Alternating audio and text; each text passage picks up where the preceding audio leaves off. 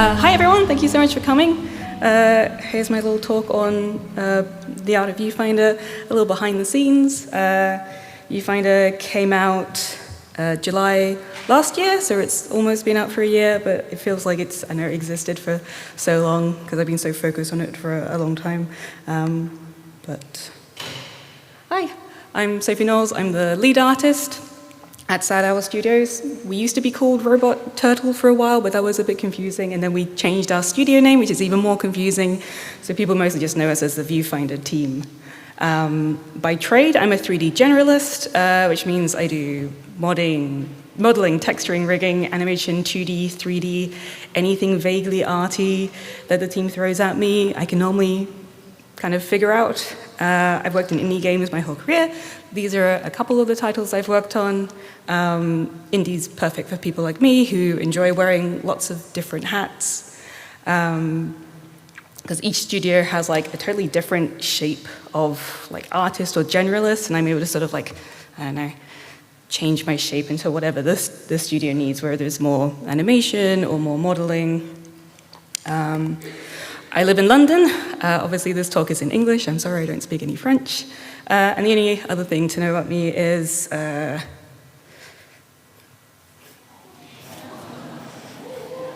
that's like my whole life outside of games is just this thing.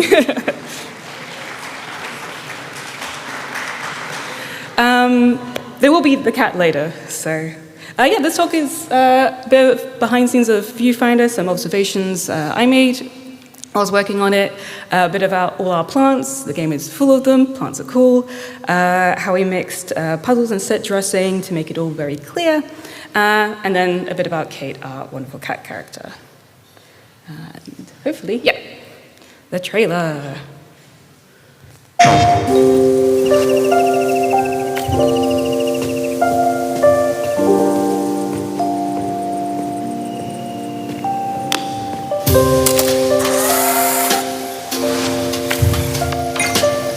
Seeing you walk around this place brings back memories. The train will take us to a place where science and art meet nature. These are interesting experiments, and I like that they're relying on creativity. I'll make sure to keep an eye out and see how this experiment might blossom. This is incredible. The system is self-learning, ever-growing. But I see now, there is no singular truth, no perfect answer. It's falling apart. What are we doing? This can't be the end of everything we've worked for. All the research, all the memories. We need to keep pushing forward. Thank you for stopping by. PlayStation.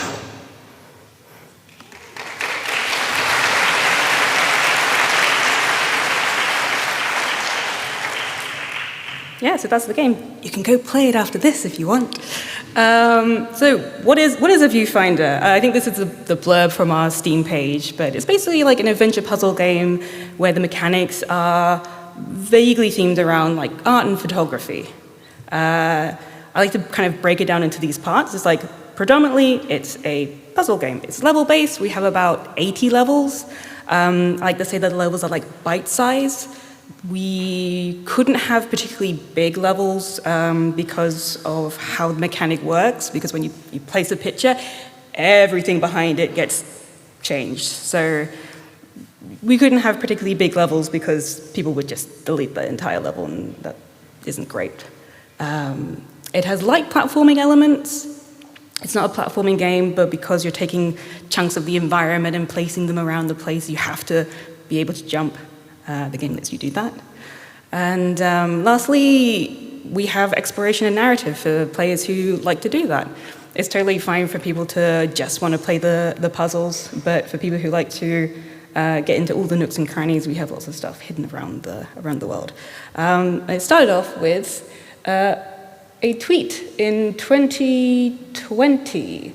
So this is Matt Stark. He's the director of the game, the our puzzle designer. He is also a man of many hats. He does a lot of shader work. He's a bit of a genius, but also a really lovely guy. He was a student at the time, and he was just experimenting with forced perspectives and coming up with cool stuff. Like, I even remember when this, did the numbers on social media. I was at my previous job, never thought I would actually work on it, so that was a nice way my life ended up. And you can see a lot of the things here made into the final game, pretty much. I think we actually had one of those boxes in until very close to release. I changed that. Or did I? I think I did.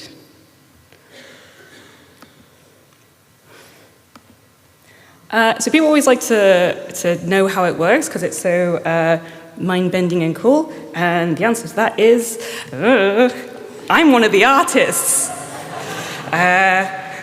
I asked Matt how he would want to describe it, and he's like, oh, I'd like to talk about it like slicing cake and then putting another cake into that cake. That just sounds more confusing to me. But it's another way he puts it is it's quite simple maths, but used quite complex. In a nutshell, it kind of works how you'd expect. You're taking a picture, the game kind of shoots out like 4 planes in a frustrum. You kind of figure out what's inside the square, what's outside, and everything that's kind of half and half, it cuts in half, stores it into a texture that you walk around the game with, and then when you place it, the game is doing it in reverse. It's cutting a hole and placing the picture in that hole. For us as the art team, we didn't actually have too many particular things that was different from any other game.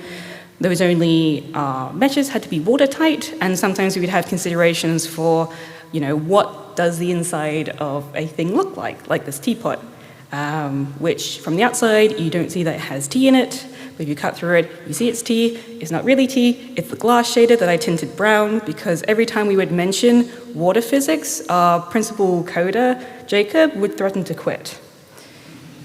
I'm still waiting for it, though. I think we'll break him down, and next game maybe we can have some water physics. The stages of development were obviously the tweet. Matt went away and worked on a prototype where he made loads of puzzles out of it, because the tweet was obviously just sort of a demo, and you see loads of really cool gamey ideas that never make it into an actual game because of various reasons. So he proved that it could be made into a really cool puzzle game. We did a vertical slice. That's when Jessica Cheng, our art director, joined. So it's starting to kind of look like what Viewfinder ends up looking like. Lots of trees, lots of nice solarpunk elements. And then, obviously, we made the final game. And this is when I joined the team in 2021. I was super excited. I had all these ideas of how to improve what the vertical slice had done, and so I got straight to work doing those improvements. But actually I didn't. I ended up just playing Portal 2, because I like puzzle games, and it was a nice excuse to play puzzle games. I initially had to play around because I wanted to do the thing that artists do in games, which is just look really closely at the things in the game and figure out how they're made. So I'm just looking at all the parts, but also making observations. So Portal 2, the first couple of levels are like a riff on kind of what happened in Portal 1, except it's all destroyed and overgrown. But even in these screenshots, you can see that the things that the player needs to pay attention to are super clear, like the blue lights, the red buttons around the place. And so what's interesting here is it's kind of teaching the player to see what's important through all the noise, through all the plants and the rubbish and all of that. It's telling you what to ignore and what's important. And then as you get the gun and you see less plants, which is sad for me, and things become even clearer in terms of what the white walls are, what the dark walls are. I'm sure everyone here's played Portal. And then you get the dual portal gun, things become even clearer and the puzzles become more complex. And so you see that they're using, pretty, kind of standard things of bright lights to guide the player and a lovely contrast between white and gray walls to see, this is what the player can use.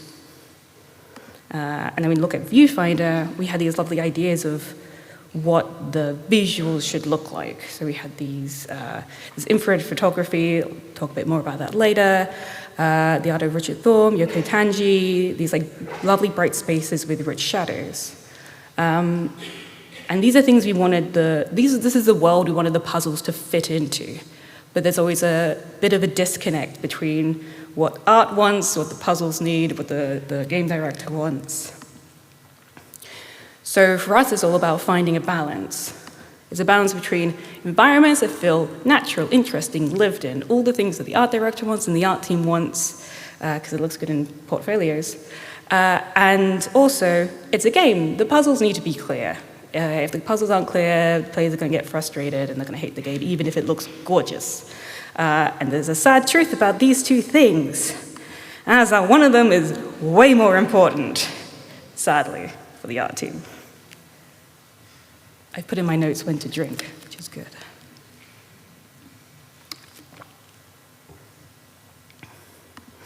So yeah, talking a bit more about the mechanics, I'm going to do a very simple run-through of how we add on our mechanics through the game. And we have loads of mechanics, but I'm just going to pretty much talk about the photography ones. So you start off in the game with, you start off the game and it's all about picking up photos and using them. And we're teaching you how to use different photos in different contexts, which then is helping you with the next stage when you can take your own photos, but you can't move the camera. But you can change what's in front of it. You can do a lot of cool things with this.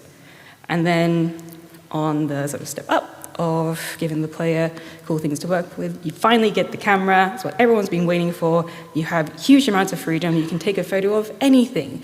You can put it anywhere. It gets crazy, but that's the whole point. Then we take away some of that freedom by having areas that you can't take photos of, you can't use it with your camera. And then in chapter 5, it all goes weird. Then we'll talk about that. But it's important to have these like step-ups and complexity of our mechanics because there's the tutorialization element, but it's also, if we gave you the camera straight away, like people always so excited to get the camera, it'd just be way too overwhelming not to have the steps before it. So you can kind of get used to what we expect from you. Yeah, we're building on top of what the player knows from previous hubs.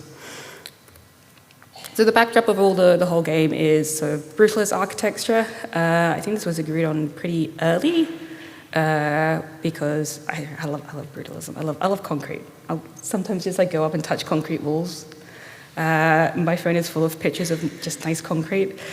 But brutalism is more than just concrete. It has this huge amount of really cool history behind it, but we like these sort of having these areas of it's ambiguous whether it's an interior or an exterior space.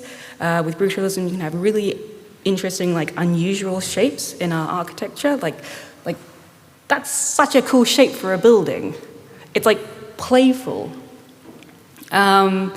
And these are big shapes, and you have these really cool expression of structure, scale, these angular bits. It was great for us, so we could just areas of big shapes, and all the levels end up being, very, very unique by having, by going with this. Another important stuff for us was plants. Lots of plant people on the team, myself included. Specifically, plants from tropical climates was important to us. We didn't want the game to feel too from Europe or something. And all the tropical plants are just lovely. And when you mix plants and concrete, you have this really lovely mix where the foliage softens the harshness of the concrete. You have a mix of flat surfaces and busy ones, so you can kind of have these really interesting sort of dynamics of texture. It's man-made stuff and nature interacting in a really nice way. And we knew, Viewfinder needed to feel overgrown. It needed to feel like it had been kind of left and abandoned, but not in a dystopian way. It's just people left. So yeah, nature had been able to take over. But the problem is adding lots of plants can make a space look really busy. It can look messy, look busy. It can be very unclear, what you're doing in the space. Like I was saying, when I play Portal, I'm just like going really close up to the plants. Jessica, our art director, was doing the same. In this game, you see the character's crouching so she can get as close to the plants as possible to take these screenshots. And something we noticed from these screenshots was that all of the foliage is a very consistent color of green, which works really nicely to flatten what is plant and what is not. So like the paths are really clear, like just what's plants and what's not. The plants all have obviously different shapes, they have different amounts of like shininess in them. And we kind of use this idea to make what could be a really busy part of Viewfinder actually pretty unbusy once you're used to it.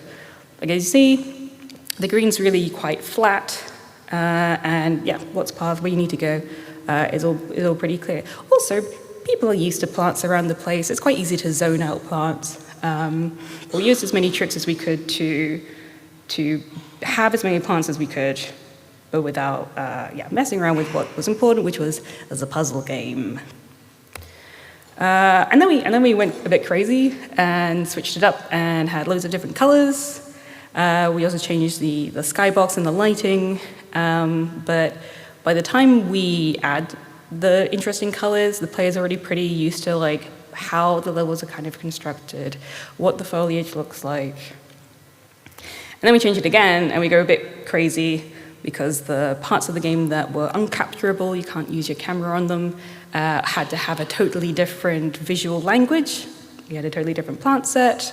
We had a different approach to how we built these levels. Our senior environment artist, San Terry, he just like had this idea to make ridiculously big shapes for these levels. And it worked really nicely, although it made our light bakes horrendous for some of these levels. So we were inspired by infrared photography to do the cool foliage thing. I'm not going to pretend I know how infrared photography works, except I know that it's using stuff that isn't on the visible light spectrum. But it's really cool. Have a Google. There's some amazing stuff that people do with this sort of photography. It has that really cool, dreamy, sort of weird, alien, but recognizable sort of feel to it. And our first approach of doing this, this is mostly in the vertical slice, was having like tinted albedos, which meant we had multiple materials for every plant, and we have a lot of plants.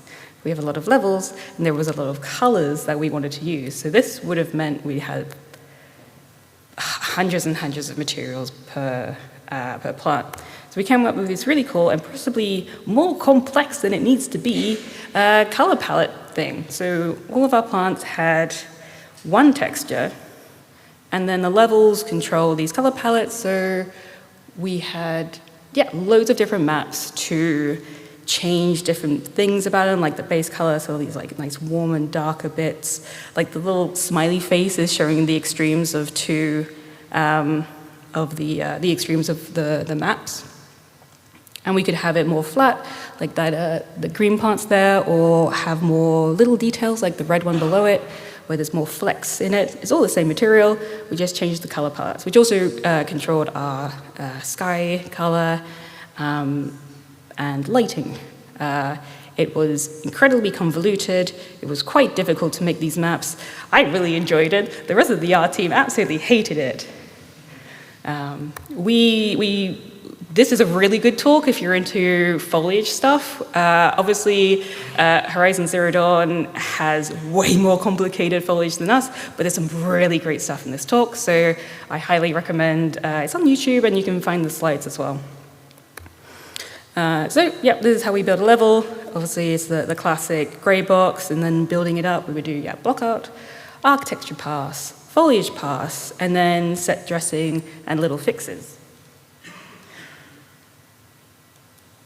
I'm so annoyed that they're out of order. I really tried.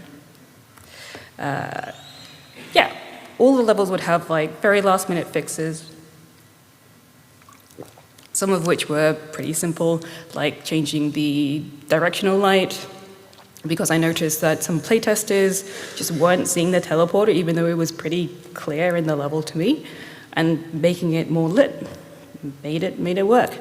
And then, adding at the end, okay, we have the pin board with photos on it everywhere, let's do something a little bit interesting in this corner. Every time I'd go a bit crazy with set dressing and coming up with things, Matt would be like, we don't want to make it hard for the player to just find the puzzle. It's not a hidden object game. Let's give the player all the pieces as easily as possible so that they could get to the puzzle as easy as possible. We made sure that our mechanics props were pretty obvious, that they were puzzle props. There's consistency through them. They have this very particular color of red. They're pretty chunky. They look like they were made by the same person, which they were, both in-game and out of game. And also really responsive. So we have this thing of having the neon lights, having things kind of work as you would expect. When we introduced the non-capturable geometry, we changed the color of everything to this blue color, and people understood pretty quickly that, okay, this is going to work differently, because all throughout the game, things had worked really consistently. We changed one thing in the prop, the visuals of it, and it's like, oh, wait a second, this isn't what I'm expecting. And also, we made sure that they looked nice in our grayscale, which we have these, the neon bits, the stuff that is really light and bright. We have the dark bits that turn almost to black. And then we have a very, the red color turns into this lovely, very particular mid-tone, which, kind of flattens out and becomes easy to spot. The teleporter was probably the most important prop because that's what you're aiming for throughout all of the levels. It went through a few iterations. That black and white one in the top corner was how it looked in the vertical slice. Bit too just boxy, bit too like a slot machine. And we also needed to have it be clear that it needs to be upright. So we changed it needs to be upright just because that's part of the puzzle. We changed the design so it had these handles, it had this foot plate, updated so it had a much more interesting silhouette from all angles, because it would be placed very randomly around the levels, so it had to be very clear, even if it was far away, upside down. There's the teleporter, that's what you're aiming for. But also we wanted it to be a game that had characters and set dressing and cultural elements from these characters. So we talk about the first hub is Aaron's hub. We split the hubs to be reflecting one of the people who lived in the area. We had pretty deep dives into all the characters in terms of who they are, where they're from, what cultural elements we can bring in. So Aaron is he's Algerian. He's an artist, he's one of the younger characters, but he's incredibly mature. He enjoys food, he has a strong relationship with his heritage. Son, our narrative designer, has family from that area, so she was able to pull out ideas of, what would he have in his areas. Same with Haraya, who's in charge of the second hub. We had lots of people from the Philippines on the team, so it made absolute sense to have a person from the Philippines, because, people could, literally there are areas that are based off one of my artist's grandmother's garden in the Philippines, and it works perfectly. So we had these mix of character-specific items and then generic items, and we were able to make pretty interesting spaces with not very many props.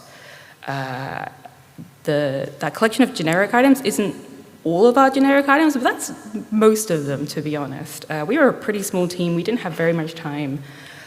So we made do with not very much. And we really wanted to make the spaces feel interesting, lived in, have these little narrative moments, which we were able to do. And there's easy ways to do this with not very many things. So if you have a couple of chairs, that's really boring. You throw a jumper on it, it's like, oh, okay. Did someone just throw their jumper there? Are they like bagging that seat so they can come back and sit there later? Obviously a messy person because it's not exactly nicely put there. Or that also tells a story. There was an area later in the game where we were kind of showing a disagreement between two characters, and one of our artists, had a chair that had been knocked over, and when Son, our narrative designer, saw this, they were so excited. They're like, oh, violence. There was no violence. They were just having an argument. It's fine. No one got hurt. Cool. So we really wanted to look at the complexity and the levels of complexity, and do what we could by making things easier and harder throughout. So this is an example from our first hub when it's just photo pickups. On the left is the very first pickup of the game, and on the right is the last pickup in that section of the game. And our approach to those two was really different. In the very first pickup, the whole level is literally pointing to this pinboard, like, you've got to go here. This is what you're aiming for. Whereas in that last pickup, we were able to have a much more natural composition, flat on the table, lots of arty stuff around it, not particularly hidden, but not, like, no giant arrows pointing to it. And we could have this like much more natural, set dressing around it, because in all the levels leading up to it, can't remember how many, but quite a few, the player has been looking for these photos to solve the puzzle. So we end up having these areas of, nice set dressing that were pretty reasonably separate from the mechanics in a lot of areas. Props can add a lot of noise, but they can also be easily looked over because we made our approach to props being very like normal, items that you might see in a house for the most part. And then the mechanics props are very like, okay, this is this is for the game. But by having these collections of props, we were able to be like, okay, so, players who have like more of that like, oh, I like to explore, I like to read all the journals, they know where they need to go to be able to probably find some cool stuff. Later in the game, we have extra pickups, collectibles, all of that. And then obviously the chunky puzzle stuff is the chunky puzzle stuff. And the approach to levels by having these things reasonably separate might not seem like immersive and natural and all the things that I wanted for the game, but I remember it's a video game. You don't have things like this in real life anyway, so gotta take it where you can. And then we have these really cool special pickups that I can't not talk about because they're really cool. Most of these are Matt showing off. He's man of many hats. He's an absolute shader wizard. Some of these were like important for the puzzles. Some of them were just like extra, fun things. Some of them hid collectibles when we finally added collectibles to the game, so they actually had a use. But most of it was, it's fun, let's add them in. Matt was just having fun, just playing around with shaders. And I'm going to talk about cats as well, after I've had some water.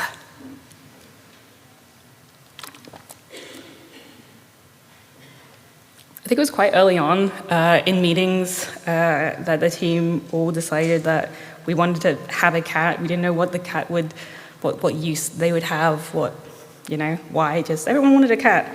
I'm more of a dog person, but cats are cool. It's fine.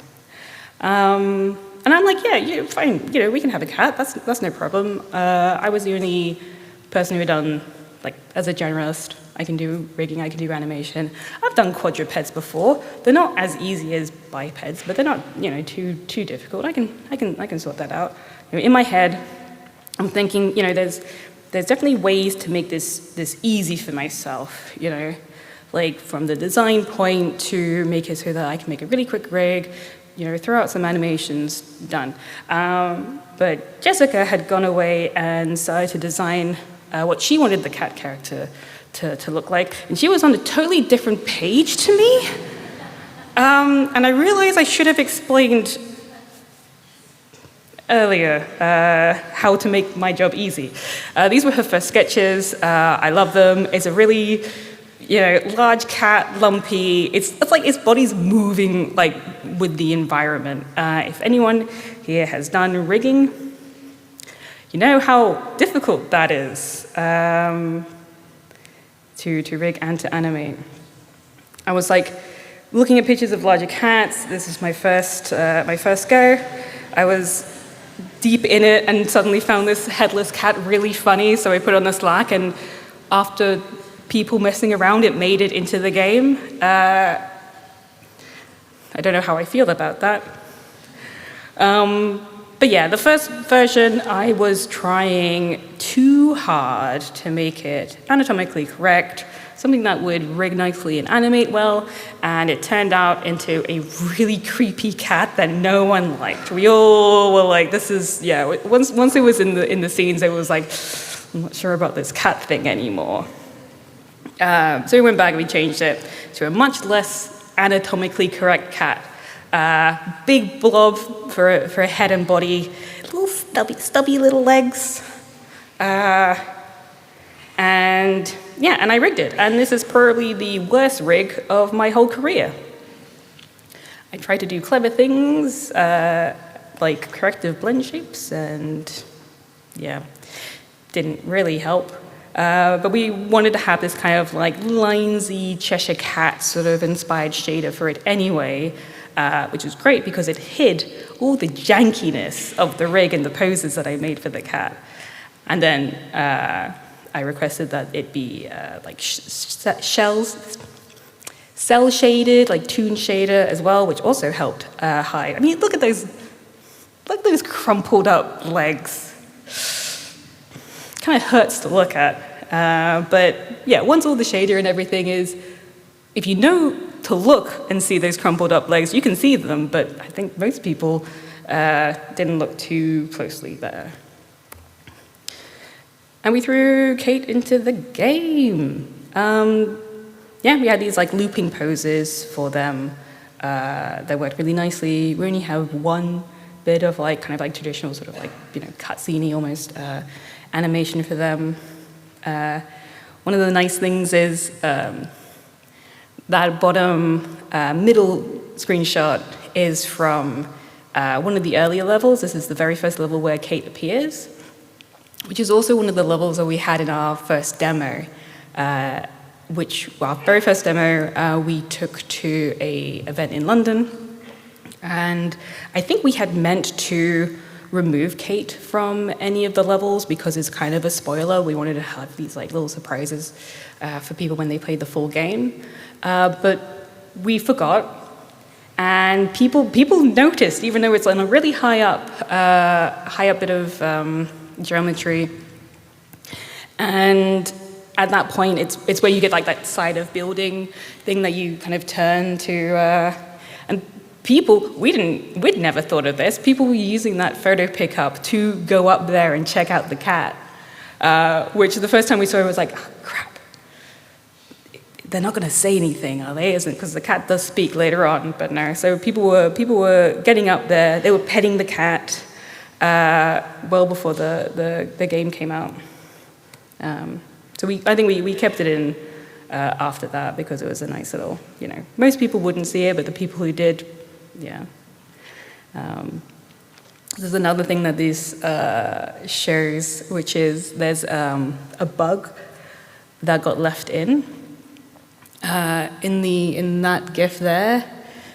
You can see CAIT's eyes are green, which is because I added an extra material just to the eyes so that they wouldn't have like the liney thing going on, because it looked really not very nice when their eyes were going in and out.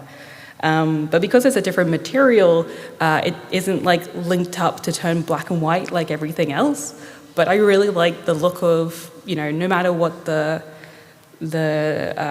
photo is, when they're in it, they still have colored eyes, which I feel like is very cat-like. So I never told anyone that it was a bug, so it never got fixed.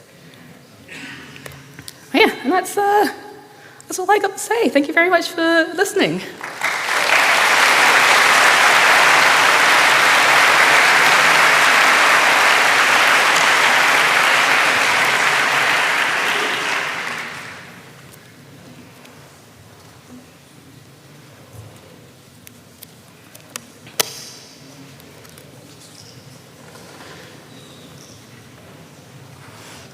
Bon, eh bien, on va passer aux questions. Bien évidemment, on vous demandera de les faire en anglais afin que Lucie puisse pleinement comprendre.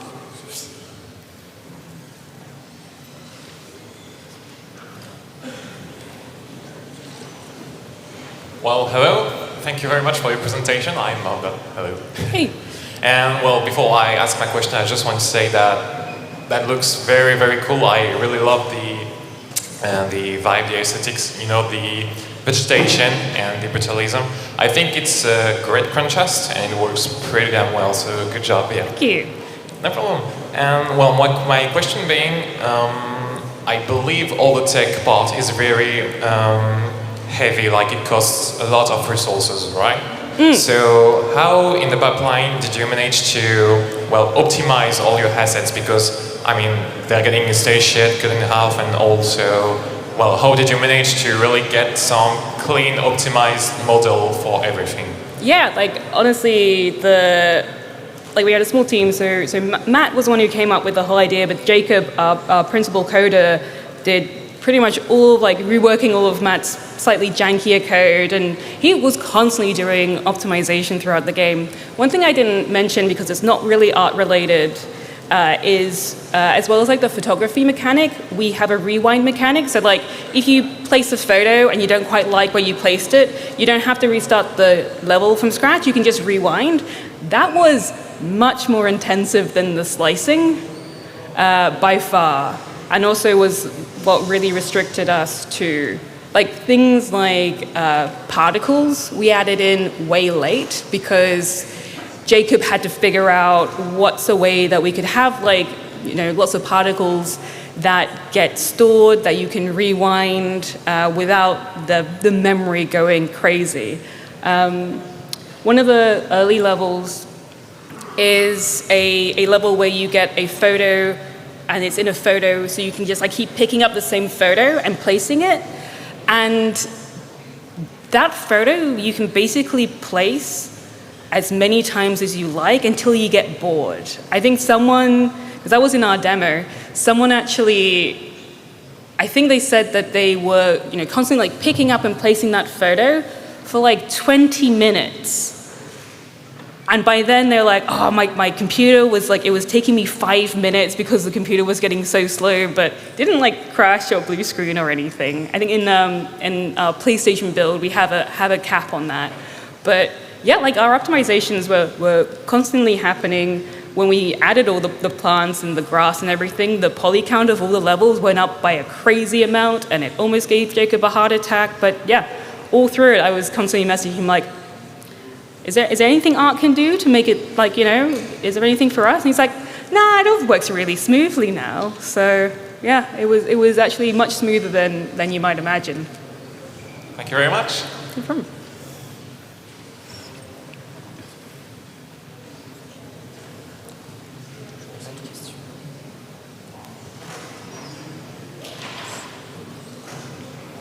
Any question? Hi. Here. Where? Here. Oh, hi. Thank you. It was really interesting, your conference, and I see that you were very into the level design of the game as well. And my question is, what was the biggest challenge to combine a 3D world with a 2D world through the photos? I think our, like, approach was, because it's a photography game, we wanted the world to look pretty. Like, you know, we wanted people to want to take pictures of the world. I think our main like things that we had to keep in mind were, you know, the position of puzzle elements, like in the screen where, like, you know, you see the sort of process. The things in the levels don't really change, the important things, but we build a level around it. Like, we would sometimes add, like, new rooms or new spaces, but we didn't have too many. I think the thing, we came up with our ideas of the sort of, like, you know, the guide, the art bible for the game pretty early on, because we had, like, 80 levels, not very much time, a very small team, so we were the biggest challenge was we were just sprinting to get the art done throughout the game, which is a shame. I think one of the things that I regret is not having enough time to have more interesting, unique spaces in the game. Like a lot of the levels, like throughout the game, look reasonably samey because our approach had to be quite quick and the same. I hope that answers what you were asking. Thank you very much. Hello. Hi, I'm in the front. Thank you for your talk, Sophie. I wanted to ask, how large was your team? And also you mentioned having an art director, so what was your responsibility as a lead artist? Yeah, our team was pretty small, so I think at most, at any one time, it was like 15 people, or under 15 people. The art team was the biggest team. There was like 6 of us. Jess, our art director, was part-time. She has full-time work, and she was doing this, our meetings were, because she's in LA, our meetings were at like 6 a.m. before she gets to work. So she literally like wakes up and gets on a call with me. As lead artist, I was like running the team, doing a lot of the more management, organizational stuff. I wrote a lot of our documentation, and I liaised with the rest of the team a lot more than the other artists so that they could focus on making the art. But I also did a lot of the art on the game. So that's kind of the difference. Hi. So here, you talk about accessibility when going in black and white for the main props element for the puzzle. I was wondering, like, for all the different environment of color you use, did you have a particular workflow for like making sure everything is readable, everything is accessible? Or? Yeah, I think one of the things as well, I think would have been, it's something I tried to push for, but we didn't have the huge amount of time, but that's also not a very good excuse. We didn't do a huge amount of accessibility stuff, but we did try and make sure that things were clear. We have a couple of accessibility options in our settings, like because some of the effects are like quite flashy. We have a photosensitivity one that a lot of people turn off, but yeah, I think we could have definitely done more in terms of accessibility, but we tried to make it, we tried to, as I say, try to give everyone all the pieces that they needed as easily as possible. But then also, I know that making a game work in black and white isn't the same as making it specifically with people who have like color blindness in mind, but it was, something we tried to do. Thank you.